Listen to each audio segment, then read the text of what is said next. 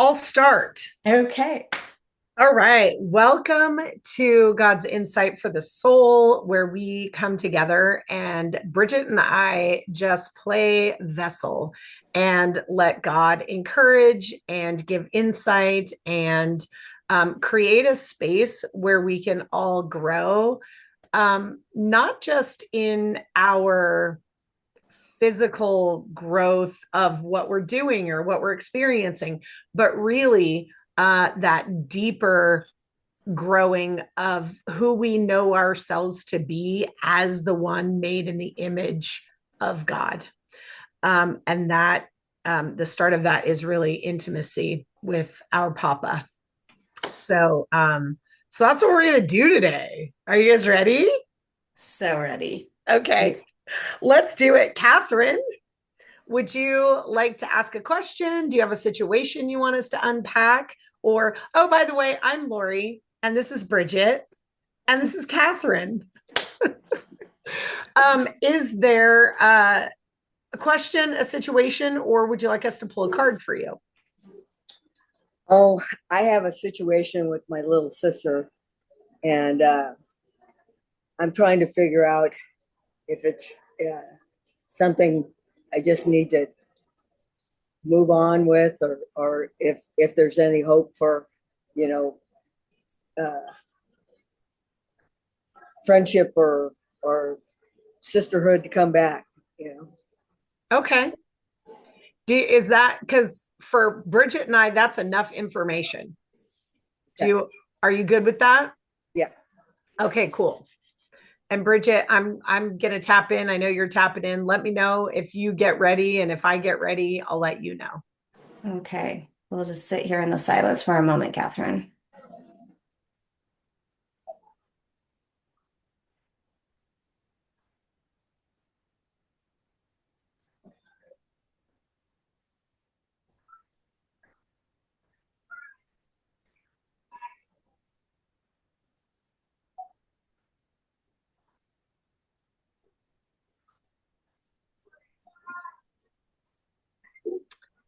Um, I'm ready, Bridget. If Yeah, go ahead. Okay. So the thing that came up is the verse that says, and whatever you do, do it unto the Lord. And how that really plays out is us being able to detach from other people's responses, right? So if you want to reach out to your sister and say, hey, I love you, and she doesn't respond, recognize that that wasn't about her. That was you desiring to share love and receive that from yourself, receive it from God. And don't worry if she can't receive it. If you want to invite her out to lunch and you send her a text message and you go, hey, I'd really like to go have lunch with you, and she says no, then that's okay. If you felt like the Lord was saying, hey, go have lunch with your sister, and your sister says no, that's none of your business, because what you did was unto the Lord, right? It was movement unto the Lord, and then trust that the law is going to uh, take care of itself, from the perspective of you're going to be in alignment, and your alignment then allows your joy to unfold in front of you. And now, whether you're friends or sistering or communicating with your sister, is actually just a bonus of you feeling whole and complete, because everything you do is unto the Lord. And let go of your grasp of what that looks like on the outside, and just let it be. There's another verse that says, and I'm totally going to paraphrase because I don't remember where this is or what exactly it is, But basically it's in as much as you have control, be at peace with all men. Whatever control you have, be at peace. But if they don't want to, that's not your control. Your control is, how much do I want to reach out? Where do I hold boundaries when there's an infringement? That's all your work between you and Jesus. So good. I love again just doing this group work when we get similar insights for one situation. I just to me I'm like, "Oh God, yes." But Catherine, you asked like you're unsure if there's still hope for that sisterhood friendship. And so the first thing I wrote down was hope. And yes, there is. If you're asking it, then there is. You putting it out there, is there hope for this to continue? Just the mere fact that you're asking it means that there is. And the second piece of that, though, that I really got clear on was to let go of what that looks like. Let go of the quote unquote sister relationship that maybe you desire, that maybe neither one of you are capable at this moment of giving. I reckon it to like Lori was saying, if you feel like, oh, I want to call my sister and say, hi, what's up? So let's say you text her. I text, hey, I love you. You don't get a response back. And then in your mind, you go, what little twerp? And well, she didn't get back to me in 24 hours and she still hasn't responded. And then you go and you talk to your mom about your sister not getting back to you in 24 hours. That is some of the ways that we get out of, like Lori was saying, unto God, right? So your relationship with your sister might look different, but when you get those hits of, I want to tell my sister I love her, and you text, I love you, it doesn't matter then what her response is, as long as you're doing it from your, I'm with God, I'm doing it through love, not to get something in return. And that I think is then why that let go of what your perception of what that relationship is going to look like comes in, because your sister relationship or your friendship might not ever be what you truly desire it to be. But is there a relationship there? Is there hope for a relationship there? Absolutely. Yeah. I love it. Yeah. Well, she blocked me, so I can't just text her. But yeah, I'll see if there's hope. And I told my mom's been asking to go out to lunch, and she keeps not having any availability. And I told her, Mom, please stop asking, uh, and she said, okay, I will. So I Yeah, just, one of the best ways we can love people sometimes is let them have their space, right? I had a tumultuous relationship with my son. I was a very controlling, demanding, high expectation mom that caused a lot of resentment in my son. And when he had an opportunity to be apart from me, he chose to be apart from me. And he did not speak to me for probably a year and a half, maybe 2 years. And he wouldn't come around me at all. And I would just pray because God kept saying, like, I will bring beauty from the ashes.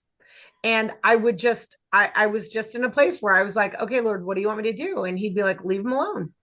Like, you caused him damage. You hurt him. He needs to be away from you.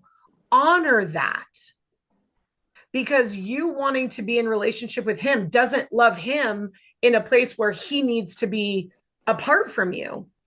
And and so for all that time, I just prayed and I just was like, okay, Lord, I believe you will restore what the locusts have eaten. And um, and then he started showing up to family events and literally acting like I did not exist. Like he would look right past me. We would be having a conversation, like the room would be having a conversation, and if I talked, he would turn his head. Like, it was brutal. He wouldn't say hello. He wouldn't, like, literally look right through me and walk past me. And then one day we were at an event and he was like, bye, mom. And I was like, right now we actually, he works for me. And like, if you had told me, gosh, it's been 13 years now, 12 years, if you had told me 12 years ago that my son worked for me or would work for me one day, it was only a hope. It was only a maybe that might happen, right? But I just kept trusting that if God said this is what to do, which again, Catherine for a long time was leave him alone. Leave him alone. So I love that you told your mom, like, stop asking her. And now, if your mom wants to invite her to lunch and not invite you, let that be their relationship. But if she's blocked you, she's made it clear she does not want a relationship with you right now. And now we just love and we do everything unto the Lord. Everything, because you guys, at the end of the day, that's all that really matters. If everything we did was in alignment with what the Father inside of us was saying, there would be no gap. We would have no external gap, just keeps coming up, right? I like, if I was in relationship with my sister, that would be great, but I'm not missing anything, because the only thing at the end of the day, you guys, when we stand before Jesus, we stand all by ourselves. At the end of our life, nobody else is around. There's no excuses. There's no, well, Jesus, please let me in because it's my sister who blocked me. So, right? No. Did you do everything unto the Lord, regardless of what anyone else was doing? So there's hope, right? There is hope, but our hope can't be in our sister changing or my son changing. The hope was in, okay, God, if this is what you have for me, I'm going to trust it. And if it ever happens, great. But I'm going to keep just focusing on you, Lord. I'm going to keep focusing on you, Lord. That's it. All right. Bridget. Okay, for those of you who are new to our little container here, if they're typically in this group, we have 2 or 3 people who come. There's a group energy that that is our focus, right? Because we get caught up in our own stories. And if we hear something similar, though, in someone else's story, we're not in their story. So we can actually see things from a bird's eye view. And so part of the joy of this is that group. So whatever card I'm going to pull for Bridget, oh, sorry, let me go back. We normally have 2 or 3 people, which give that ability for people to see the same thread of wisdom in someone else's story. Today it's Catherine. So then Bridget and I will pull a card and read for each other so that there is still that group environment so that Catherine can get more insight apart from her story. So, Bridget. Okay. A, B, or C? A, please.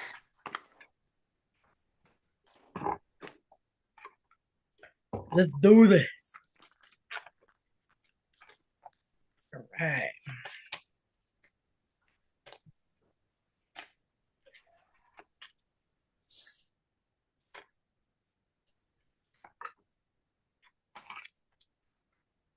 You are profoundly. Where did Catherine go? Oh. Well, this is still for Catherine. She can watch it on the replay. You are profoundly clairvoyant. Trust what you see in your mind's eye as well as with your physical sight, for your spiritual vision helps you with healing, teaching, and guidance.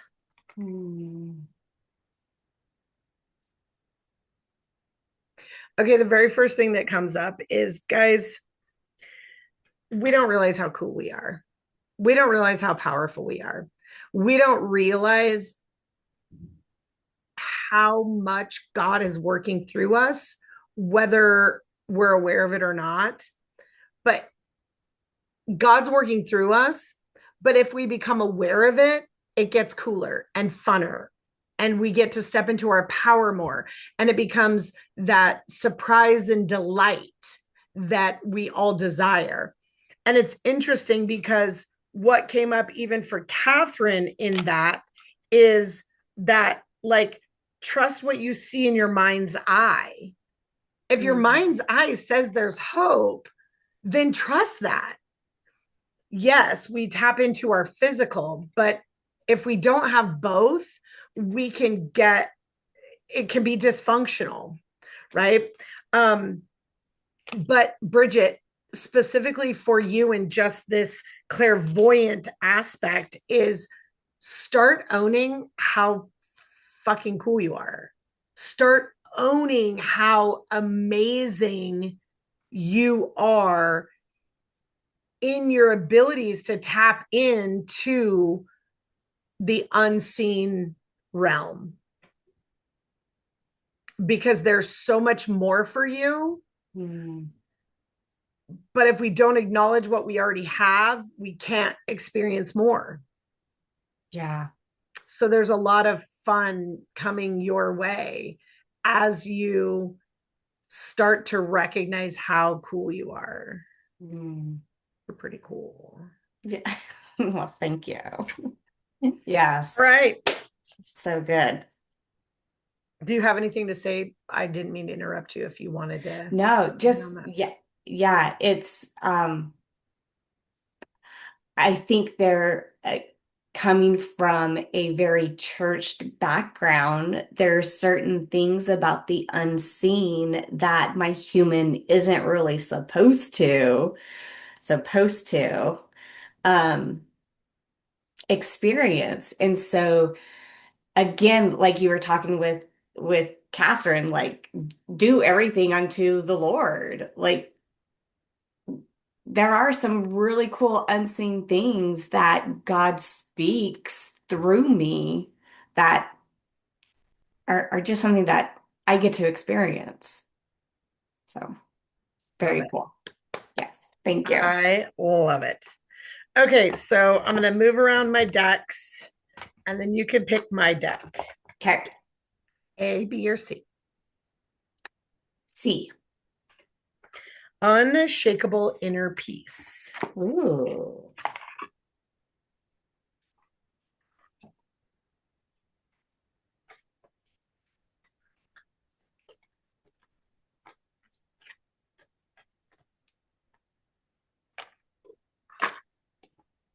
All right.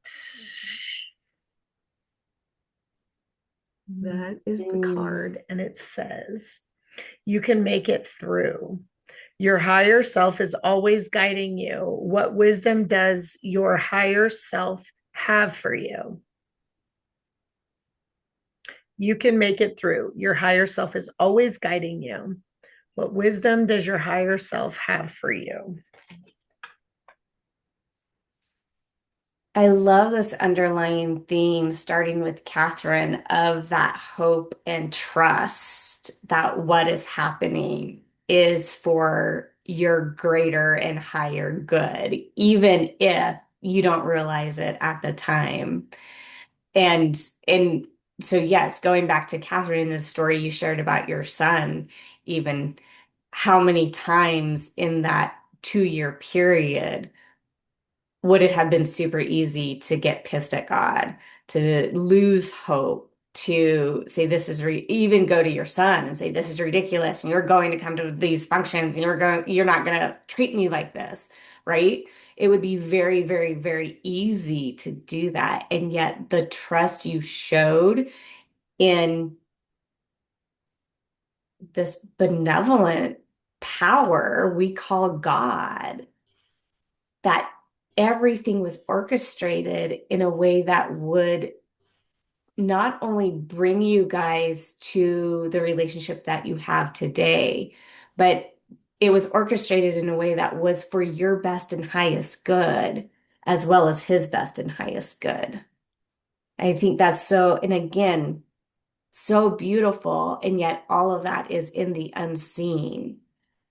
And that trust and hope, when we do truly trust and hope in the benevolent power that we call God, everything is possible. I love it. So beautiful. I love it. And I really love what you said about that trust and that benevolent, because you're right, it comes back to that: do everything unto the Lord. And if we're doing it unto a benevolent power, then it can't not turn out well. Like you were Yeah, saying, like just how all of that went together so nicely. yeah. I was having this conversation in my own head this morning, actually, about um, love and how love isn't always kisses and rainbows. Mm, And and again, like it, some might say your son not choosing not to look right through you and choosing not to speak to you, that some would say, well, that wasn't love. And yet in God's overall, how he was orchestrating everything, that was absolutely love. Because it was orchestrating, it was weaving the two of you separate so that, like, it, yes, that is love. Sometimes pain is love. yeah. Yeah. I Yeah. think our world today uses love. I think of like romantic comedies and I love a good romance story. And yet we have the skewed version then of what love is. And Yeah. true love is this benevolent God who orchestrates everything, and even the things that are not, don't look and appear to be love, that they truly are. Well, and I love what you just said about how like sometimes pain is love. And let's just look at the fact that when I put my hand on a stove that has been on, and the pain tells me pull my hand off, that pain was love, because if it hadn't given me pain, I would have left my hand there and it would have like burned up my whole hand. So yes, the guidance system that is love, and how we have really bastardized the understanding of what love is, and bringing it to a place that you were just describing, that if we believe in a benevolent power, then our version of not love is simply and only eating off the tree of the knowledge of good and evil, and deeming something bad and wrong and not love, instead of trusting that a benevolent God that is only benevolent is doing it and using it for a greater purpose, right? Mhm. What the enemy uses to destroy, God uses to uplift. Yeah. So, yeah, I love it. So good. I love it. Well, if this was fun conversation for you and you guys would love to come and let us give you some insight or pull a card or just come and commune with us, we would love to have you. In the description, there will be a calendar link. Choose a time, come join us. We'd love to have you. Yes. But until next And time. till next time. Oh, and you know what?